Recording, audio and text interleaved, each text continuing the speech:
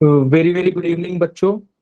आज हम part 2 of schedule 3 के बारे में डिस्कस करेंगे। फाइनेंशियल स्टेटमेंट का रिवीजन चल रहा था। हमने प्रीवियस वीडियो में बैलेंस शीट का रिवीजन किया था। जो बच्चा बैलेंस शीट का रिवीजन अभी तक नहीं देखा है, आप इस आइकन में क्लिक करके देख सकते हैं। राइट हैंड साइड ऊपर में क्लिक हो रहा होगा, डिस्प्ले हो रहा होगा। आप उसमें क्लिक करके आप व्यू कर सकते हैं हमारा financial statement of balance sheet का रिवीजन। ओके सर, आज हम पार्ट 2 ऑफ शेड्यूल 3 का रिवीजन करके चलेंगे। And what is part 2 of schedule 3? That is statement of profit and loss account. It is called statement of profit and loss account. Okay sir, statement of profit and loss account में क्या क्या चीजें आएंगी, एक चीज मैं आपको बता दूं, ये केवल और केवल एक रिवीजन है। जो बच्चा अभी तक पढ़ा नहीं है चैप्टर, प्लीज जाके पढ़ ले, क्योंकि आपको ये सिर्फ और सिर्फ चीजें रिमाइंड कराने के लिए है। It is not understanding this particular concept. Yes sir. पहला चीज आता है revenue from operations. Revenue from operations मतलब जो बिजनेस अपना डे टू डे एक्टिविटी से कमाता है, जैसे कि सर सेल ऑफ गुड्स करने से कमाता है, सेल ऑफ सर्विस किसी को सर्विस प्रोवाइड करने से कमाता है, सेल ऑफ स्क्रैप कुछ कबाड़ को बेचने से कमाता है, और सेल्स रिटर्न कहीं ना कहीं आपके रेवेन्यू फ्रॉम ऑपरेशन से माइनस हो जाता है। ठीक sir. Next, other income. Revenue से कमाया पैसा, अदर इनकम से भी कमाएगा। अदर इनकम में क्या क्या आ जाएगा, जैसे कि interest income, dividend income, profit on sale of asset, other income, discount received. Other income में रिफंड ऑफ इनकम टैक्स भी आ जाता है। Okay sir. अगर ये एक फाइनेंशियल कंपनी होगी, अगर ये एक फाइनेंशियल कंपनी होगी, तो एक फाइनेंशियल कंपनी के लिए इंटरेस्ट और डिविडेंड रेवेन्यू फ्रॉम ऑपरेशन है। It is revenue from operation for financial company. लेकिन अगर कोई अदर कंपनी है, अगर कोई अदर कंपनी है, तो उसके लिए वो अदर इनकम रहेगा। Okay sir. नेक्स्ट, हम क्या करते हैं, ये दोनों को प्लस करते हैं और क्या निकाल लेते हैं, टोटल रेवेन्यू। टोटल रेवेन्यू के बाद हम खर्चों को माइनस करते हैं। सबसे पहले खर्चा क्या आता है, cost of raw material consumed. ये cost of raw material consumed किसके लिए है सर, कोई मैन्युफैक्चरिंग एंटिटी अगर है, अगर कोई मैन्युफैक्चरर है, मैन्युफैक्चरर के लिए cost of raw material consumed आता है। आप इसे कैलकुलेट कैसे करते हैं सर, सबसे पहले आप लेते हैं opening stock of raw material, उसमें आप प्लस करते हैं परचेज ऑफ रॉ मटेरियल, उसमें आप माइनस करते हैं रिटर्न ऑफ रॉ मटेरियल, और उसमें आप माइनस करते हैं closing stock of raw material.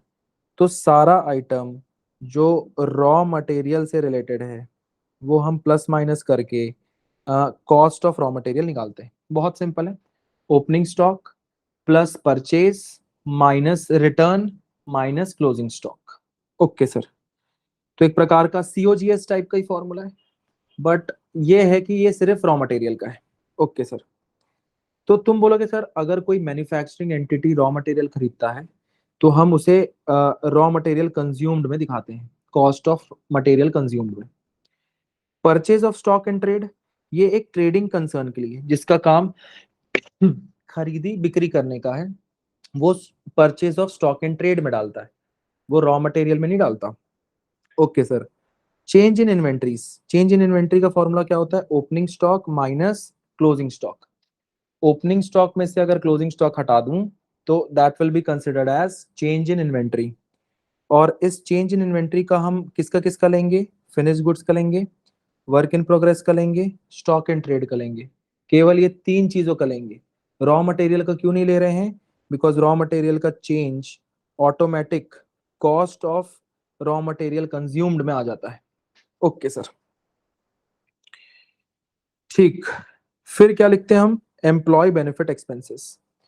Employ से रिलेटेड जो भी बेनिफिट एक्सपेंसेस हम उनको देते हैं, वो सारे एम्प्लॉय बेनिफिट एक्सपेंसेस आ जाते हैं, जैसे कि salaries, wages, bonus, gratuity, medical, leave encashment. कभी कभी क्या होता है ना, एम्प्लॉय छुट्टी नहीं मारते, और छुट्टी नहीं मारते उसके बदले हमसे ना एक्स्ट्रा पैसा ले लेते हैं कि भैया देखो, हमने छुट्टी तो नहीं मारा, हमको छुट्टी आपने बोला तो था ले लेना, बट हमने तो नहीं लिया, तो आप उसके बदले हमको पैसे दे दो, तो leave encashment. Next staff welfare या एम्प्लॉय कंपनसेशन एक्सपेंसेस, ये सारी चीजें आपकी एम्प्लॉय बेनिफिट में आ जाती है। Okay sir. Finance cost, finance cost मतलब interest on term loan, bank overdraft, deposits, ये सारी चीजें फाइनेंस कॉस्ट का पार्ट है। आप एक जगह गलती कर जाएंगे, दैट इज ये वाला point, discount oblique loss on issue of debentures. जो भी डिस्काउंट है या loss on issue of debentures है, ये तो घाटा है ना, ये हम पी एंड एल अकाउंट में कौन से हेड में डालते हैं? ये हम डालते हैं फाइनेंस कॉस्ट के हेड में। तो हमेशा याद रखना, discount, loss on issue of debentures, all is part of finance cost.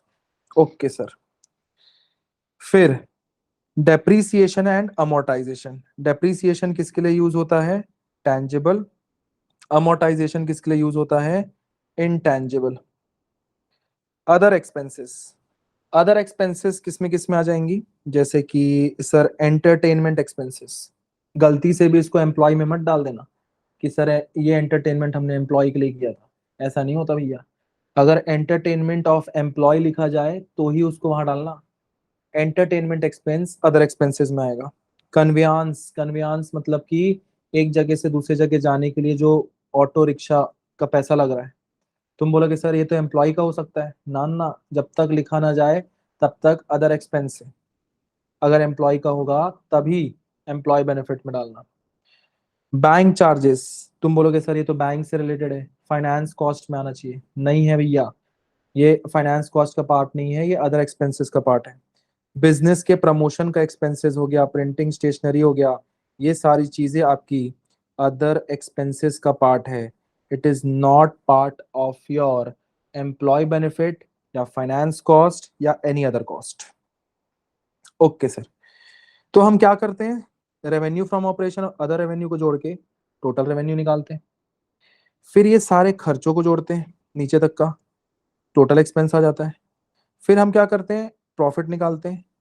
Point number 3 that is revenue, total revenue, minus point number 4 that is total expense. दोनों को माइनस करके प्रॉफिट बिफोर टैक्स निकालते हैं, फिर टैक्स माइनस करते हैं, फिर profit for the period आ जाता है। This is called profit after tax, PAT, profit after tax. तो ज्यादा कुछ टफ है नहीं प्रॉफिट एंड लॉस, बस ये चीज याद रखनी है आपको कि अगर एक मैन्युफैक्चरिंग एंटिटी है तो वो रॉ मटेरियल का अलग कैलकुलेशन करता है और वो उसे कॉस्ट ऑफ मटेरियल कंज्यूम्ड में डालता है। उसके अलग कैलकुलेशन में क्या क्या रहते हैं, opening stock of raw material, purchase of raw material, minus return of raw material, minus closing stock of raw material. सारा रॉ मटेरियल का कैलकुलेशन को करने के बाद जो आता है that is cost of material consumed. और चेंज इन इन्वेंट्रीज में क्या क्या आते हैं, रॉ मटेरियल के अलावा, जैसे कि finished goods, stock in trade या फिर वर्क इन प्रोग्रेस, ये सब चीजों का चेंज इन इन्वेंट्री में आता है। और चेंज इन इन्वेंट्री कैसे निकालते हैं, ओपनिंग माइनस क्लोजिंग, हमेशा याद रखना, opening minus closing is your change in inventory. Employee benefit expense में एम्प्लॉय से रिलेटेड चीजें, फाइनेंस कॉस्ट में याद रखना discount and loss on issue of debentures, ये भी आता है यहाँ पे। और अदर एक्सपेंसेस में बाकी सारी चीजें जो ऊपर कवर नहीं हो पाए हैं वो अदर एक्सपेंसेस में आ जाते हैं। ज्यादा कोई टफ नहीं है, बट इससे रिलेटेड क्वेश्चंस हैं for calculating cost of raw material, for calculating change in inventories, इससे रिलेटेड क्वेश्चंस हैं। आप इस क्वेश्चंस को जरूर जरूर प्रैक्टिस करना एक बार, क्योंकि ये थोड़ा सा कंफ्यूजिंग क्रिएट कर सकता है, कंफ्यूजन क्रिएट कर सकता है।